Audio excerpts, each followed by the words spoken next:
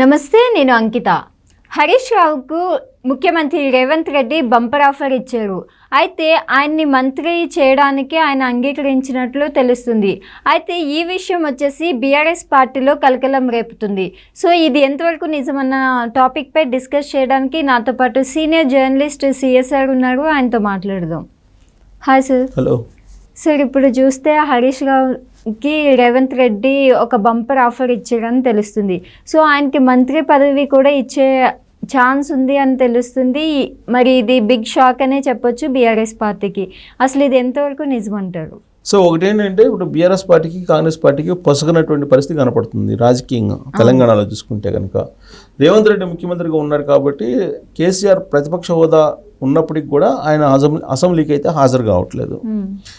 దాన్ని రాజకీయంగా కూడా నుంచి తీసుకున్న కాంగ్రెస్ పార్టీ ఒకవేళ అసెంబ్లీకి రాకపోతే రిజైన్ చేసి వెళ్ళిపో అని చెప్పి ప్రజలే అంటున్నారు. మరి నువ్వు ఎందుకు ప్రతిపక్ష హోదా ఉన్నప్పటికి కూడా అసెంబ్లీకి రావట్లేదు అనేది. ఆయన అసెంబ్లీకి ఆ ప్రమాణ స్వీకారం చేసిన రోజును మళ్ళీ రీసెంట్గా ఒక రోజు వచ్చి కూర్చొని వెళ్ళిపోయాడు తప్పితే ఎక్కడ కూడా ఆయన పార్టిసిపేషన్ కనిపించట్లేదు కేసీఆర్ది. సో ఇలాంటి సందర్భంలో కేసీఆర్ ఆరోపణలను విమర్శలను ఎదుర్కొంటూ ఉన్నారు. అయితే హరీష్ రావు ఆ పార్టీకి అండదండగా ఉంటున్నారు, అసెంబ్లీ లోపల అసెంబ్లీ బయట, లేదంటే అసలు బీఆర్ఎస్ పార్టీ ఉండదు అనేది ఇంకొక వర్షన్ కూడా వినిపిస్తుంది.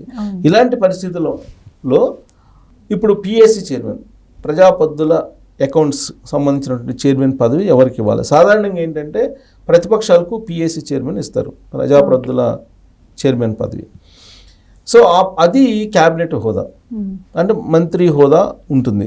సో అది ఎవరికి ఇవ్వాలి అనే దాని మీద బీఆర్ఎస్ పార్టీ ఒక నిర్ణయం తీసుకుంది. హరీష్ రావుకి ఇవ్వాలి అనేటువంటి ఒక నిర్ణయం తీసుకుంది. సరిగ్గా ఈ పాయింట్ దగ్గరే బీఆర్ఎస్ పార్టీలో ఒక రకమైనటువంటి చర్చ ప్రారంభమైంది. మొన్నటి వరకు ప్రతిపక్షంలోకి వచ్చిన తర్వాత వినిపించినటువంటి మాట ఏంటి? బీఆర్ఎస్ పార్టీ వాళ్ళు సామాజిక న్యాయం గురించి మాట్లాడుతూ వచ్చారు. సామాజిక న్యాయము, మహిళలకు అన్యాయం జరిగిపోతుంది, సామాజిక న్యాయం లేదు, రెడ్డి సామాజిక వర్గానికి సంబంధించినటువంటి వాళ్ళకి కీలక పదవులు ఇస్తున్నాడు రేవంత్ రెడ్డి. ఇలాంటి ప్రచారం గత 5-6 నెలల నుంచి చేసుకుంటూ వచ్చింది బీఆర్ఎస్ పార్టీ. ఇప్పుడు బీఆర్ఎస్ పార్టీ సొంత కుటుంబీకునికే ఈ పిఎస్సి చైర్మన్ ఇవ్వాలనేటువంటి ఒక ప్రతిపాదన చేయడం అనేది బీఆర్ఎస్ పార్టీలోనే అంతర్గతంగా చర్చ జరుగుతుంది. ఎందుకనంటే బీఆర్ఎస్ పార్టీ ప్రధానమైనటువంటి ప్రతిపక్ష పార్టీ, బలమైనటువంటి ప్రతిపక్ష పార్టీగా ఉంది. ఉన్నప్పుడు ఒక కీలకమైనటువంటి పదవి వస్తుంది అని అంటే సామాజిక వర్గ ఈక్వేషన్లో ఆలోచించి కల్వకుంటేతర ఫ్యామిలీ నుంచి ఇవ్వాలి. కానీ కల్వకుంట ఫ్యామిలీలో మెంబర్గా ఉన్నటువంటి హరీష్ రావుకి ఆ పదవిని ఇవ్వాలని చెప్పేసి అనుకుంటుంది. అధికారంలో ఉన్నప్పుడు కల్వకుంట ఫ్యామిలీలో ఉండేటువంటి వాళ్ళందరికీ మంత్రి పదవులు, తర్వాత రకరకాల పదవులు, ఎంపీలు, రాజ్యసభ ఇవన్నీ కూడా వాళ్ళు ఇచ్చారు, వాళ్ళ ఫ్యామిలీ మెంబర్స్కి ఇచ్చుకున్నారు. అలాగే వాళ్ళ సామాజిక వర్గానికి సంబంధించి, వెలమ సామాజిక వర్గానికి సంబంధించిన వాళ్ళకే పదవులన్నీ కూడా ఇచ్చేసుకున్నారు. అసలు ఒక సందర్భంలో మహిళల ప్రాధాన్యత లేకుండా మంత్రివర్గాన్ని ఏర్పాటు చేసుకున్నారు. దళితులకు అన్యాయం చేశాడనేది కేసీఆర్ మీద ఉన్నటువంటి ఆరోపణ. సో ఇవన్నీ కూడా సామాజిక ఈక్వేషన్కి దూరంగా కేసీఆర్ చేసినటువంటి పనులు అధికారంలో ఉన్నప్పుడు. సరే, అధికారం పోయిన తర్వాత ఆయన ఏం చేస్తున్నాడు? ప్రత్యర్థుల్ని లేదా అధికార పక్షాన్ని టార్గెట్ చేయడానికి రాజకీయంగా సామాజిక ఈక్వేషన్ అనేదాన్ని బయటకు తీసుకొస్తున్నాడు. రేవంత్ రెడ్డి సామాజిక వర్గానికి ప్రాధాన్యత ఇస్తున్నాడు, రెడ్లకు ఎక్కువగా అక్కడ క్యాబినెట్లో స్థానం కల్పించాడు అనేది వాళ్ళు చెప్తున్నటువంటి ప్రధానమైనటువంటి ఆరోపణ, చేస్తున్నటువంటి విమర్శ కూడా. అలాంటప్పుడు వీళ్ళు సామాజిక న్యాయాన్ని అయితే పాటించాలి కదా. సామాజిక న్యాయాన్ని పాటించాలంటే ఏ దళితుడికో పిఎస్సి చైర్మన్ ఇవ్వాలి, లేదా ఏ బీసీకో ఇవ్వాలి. ఏ బీసీకి లేకుండా, దళితులకు లేకుండా సొంత ఇంట్లో మనిషికి ఇచ్చుకుంటే మరి సామాజిక న్యాయం గురించి మాట్లాడేటువంటి హక్కు, బాధ్యత బీఆర్ఎస్ పార్టీకి ఉంటుందా అంటే ఉండదు అనేది. ఉన్నదే ఒక మంత్రి హోదా ఉన్నటువంటి పదవి, అది కూడా పిఎస్సి చైర్మన్. ఈ పిఎస్సి చైర్మన్ పదవిని కూడా కల్వకుంట ఫ్యామిలీలో ఉండేటువంటి మెంబర్స్ తీసుకుంటే ఇప్పుడు మరి సామాజిక న్యాయం అని చెప్పి ఎలా చెప్తారు వాళ్ళు? అధికారం ఉన్నప్పుడు వాళ్ళకే, అధికారం లేనప్పుడు వాళ్ళకే ఉన్నటువంటి ఒక పదవి కూడా. అలాంటప్పుడు బీఆర్ఎస్ పార్టీకి శానిటీ ఏముంటుంది అనేది ఒక వర్షన్ ఇప్పుడు బీఆర్ఎస్ పార్టీలోనే వినిపిస్తుంది. హరీష్ రావుకి లేదంటే ఎవరికి సూచించినా కానీ రేవంత్ రెడ్డి ప్రభుత్వం వాళ్ళకే పిఎస్సి ఇస్తుంది. హరీష్ రావుని చూపించినా ఇస్తుంది, లేదా ఇంకొక ఎస్సీని చూపించినా ఇస్తుంది, ఇంకొక బీసీని చూపించినా కానీ పిఎస్సి చైర్మన్ వస్తుంది. ఎంపిక చేసేటువంటి పవర్ ఎవరికి ఉంది, హక్కు ఎవరికి ఉంది? వాళ్ళ పార్టీలో బీఆర్ఎస్ పార్టీకి ఉంది. సో బీఆర్ఎస్ పార్టీ ఎవరిని ఎంపిక చేయాలి? సామాజిక వర్గం పరంగా ఈక్వేషన్ పరంగా చూస్తే కనుక ఇప్పుడు ప్రతిపక్ష హోదా ఎవరికి ఉంది? క్యాబినెట్ ర్యాంకు కేసీఆర్కి ఉంది.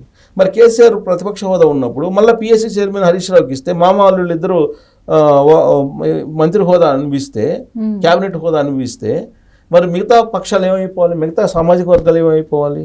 సామాజిక న్యాయం అంటే అదేనా? ఇలాంటి ప్రశ్నలు ఉత్పన్నం అవుతున్నాయి. ఒకవేళ హరీష్ రావుకే కనుక అది కనుక ఇస్తే ఇవ్వాలని చెప్పి బీఆర్ఎస్ పార్టీ నిర్ణయించినట్టు తెలుస్తుంది. ఒకవేళ నిర్ణయించి ప్రభుత్వానికి కనుక ఆ పేరును ప్రతిపాదించి పిఎస్సి చైర్మన్గా హరీష్ రావుని కనుక నియమిస్తే అంతకన్నా దారుణమైనటువంటి రాజకీయ నష్టం ఇంకొకటి ఉండదు బీఆర్ఎస్ పార్టీకి. ఇప్పటికే బీఆర్ఎస్ పార్టీ అనేక రకాలుగా నష్టపోయింది. ఆయన అసెంబ్లీ ఎన్నికల్లో ఓడిపోయినప్పటి నుంచి వాళ్ళ గ్రాఫ్ పడిపోతూ వస్తుంది.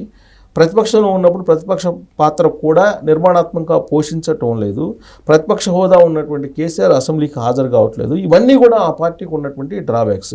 ఇంకొక వైపు ఏమో కవిత జైల్లో ఉంది. కవితను జైల్లో నుంచి తీసుకురావడానికి హరీష్ రావు, కేటీఆర్ ఇద్దరు ఢిల్లీలో ఉన్నటువంటి బీజేపీ పెద్దలతో మంత్రాలు సాగిస్తున్నారు. ఒకవేళ కవిత కనుక బయటకు వస్తే బీఆర్ఎస్ పార్టీని బీజేపీలో విలీనం చేస్తారు అనేది కూడా ఇంకో ప్రచారం ఉంది. ఇలాంటివన్నీ కూడా బీఆర్ఎస్ పార్టీకి భవిష్యత్తు లేకుండా చేసేటువంటి అంశాలుగా కనిపిస్తూ ఉన్నాయి. ఇలాంటి సందర్భంలో సామాజిక న్యాయాన్ని కాదని చెప్పి సొంత ఇంట్లో వాళ్ళకి ఇలాంటి పదవులు ఇచ్చుకుంటే మరింత డ్యామేజ్ అయ్యేటువంటి అవకాశం కూడా ఉంది. మామూలుగానే అహంకారి కేసీఆర్ అనేటువంటిది ఉద్యమకారులు కొంతమంది అనేక సందర్భాల్లో చెప్పారు. దానికి నిదర్శనం కూడా అనేకం ఉన్నాయి కూడా. ఇప్పుడు మారారు అని చెప్పి ఈ మధ్యకాలంలో అసెంబ్లీకి వచ్చిన ఒక్కరోజు కూర్చున్నందుకే ఆయన మీద అనుకున్నారు. కానీ ఇప్పుడు ఆయన మారలేదు, ఆయన ఒకరోజు వచ్చి కూర్చున్నారు తప్పితే మాట్లాడలేదు, రేవంత్ రెడ్డి ముఖ్యమంత్రిగా ఆయన అంగీకరించట్లేదు అనేటువంటి వాదన వినిపిస్తుంది. ప్రజాస్వామ్యంలో ప్రజలు ఇచ్చినటువంటి మ్యాండేటరీనే ఎవరికైనా శిరోధార్యం. ప్రజలు ఇచ్చినటువంటి మ్యాండేటరీని కాదని కేసీఆర్ రేవంత్ రెడ్డి ముఖ్యమంత్రిగా భావించట్లేదు. ఆయన ప్రతిపక్ష హోదాగా లీడర్గా వచ్చి అసెంబ్లీలో కూర్చొని రేవంత్ రెడ్డి ముందు కేసీఆర్ మాట్లాడటానికి ఇష్టపడటం లేదు అనేది వినిపిస్తుంది. ఇవన్నీ కూడా పార్టీకి అల్లుకుపోయినటువంటి నెగిటివ్ పాయింట్స్. ఈ నెగిటివ్ పాయింట్స్ నుంచి వాళ్ళు కనుక బయటపడి ప్రజల్లోకి ప్రజాక్షేత్రంలోకి వెళ్ళలేకపోతే వాళ్ళు ఎన్ని యూట్యూబ్ ఛానల్ పెట్టుకున్నా, కేటీఆర్ 100 యూట్యూబ్ ఛానల్స్ పెట్టుకున్నా కానీ ప్రజల్లోకి నెగిటివే వెళ్తుంది. ప్రజల్లో ఇలాంటి భావనే కలుగుతుంది. ఇప్పుడు పిఎస్సి చైర్మన్ వేరే వాళ్ళకి వాళ్ళ ఇంట్లో మెంబర్కి కనుక ఇచ్చుకుంటే డెఫినెట్గా అది ప్రజలు గమనిస్తూ ఉంటారు. సో ప్రజలు రాబోయేటువంటి రోజుల్లో బీఆర్ఎస్ పార్టీకి మళ్ళీ బొందబెట్టేటువంటి అవకాశం ఉందని కాంగ్రెస్ పార్టీ వాళ్ళు చేస్తున్నటువంటి ఒక విమర్శ. ఓకే, అయితే ఇక్కడ చూస్తే రేవంత్ రెడ్డి బంపర్ ఆఫర్ ఇస్తున్నారని తెలుస్తుంది. మరి ఇది కాంగ్రెస్ పార్టీకి ఎట్లా ప్లస్ అవుతుంది అంటారు? అంటే కాంగ్రెస్ పార్టీ పాత్ర ఏంటి? ఎవరినైతే బీఆర్ఎస్ పార్టీ సూచిస్తుందో, ఎవరి పేరునైతే రికమెండ్ చేస్తుందో వాళ్ళు అంగీకరిస్తారు. ఎందుకంటే ప్రతిపక్షానికి ఇవ్వాలి కాబట్టి పిఎస్సి చైర్మన్ అనేది డెఫినెట్గా ఎవరికైనా సరే వాళ్ళు ఇస్తారు కాంగ్రెస్ పార్టీ వాళ్ళు. దాంట్లో అభ్యర్థిని ఎంపిక చేసేటువంటి విషయంలో వాళ్ళ ప్రమేయం ఉండదు. కాబట్టి ఎంపిక చేసేటువంటిది బీఆర్ఎస్ పార్టీ. కాబట్టి బీఆర్ఎస్ పార్టీ చేసినటువంటి తప్పు ఏదైతే ఉందో దాన్ని కాంగ్రెస్ పార్టీ ఖచ్చితంగా ఎలివేట్ చేసేటువంటి అవకాశం ఉంది. పిఎస్సి చైర్మన్ ఎవరిని చూసిస్తే వాళ్ళకి ఇస్తారు, ప్రతిపక్షం ఎవరిని చూసిస్తే వాళ్ళకే ఇస్తారు. దాంట్లో ఏమీ అభ్యంతరం ఉండదు రేవంత్ రెడ్డికి కానీ లేదా కాంగ్రెస్ పార్టీ వాళ్ళకి కానీ. కాకపోతే ఏంటంటే హరీష్ రావుకి ఇస్తే కనుక ఖచ్చితంగా కల్వకుంట్ల ఫ్యామిలీ మొత్తం తెలంగాణ సమాజం ముందు దోషిగా నిల్చోవాల్సి వస్తుందని చెప్పి మనం చెప్పొచ్చు.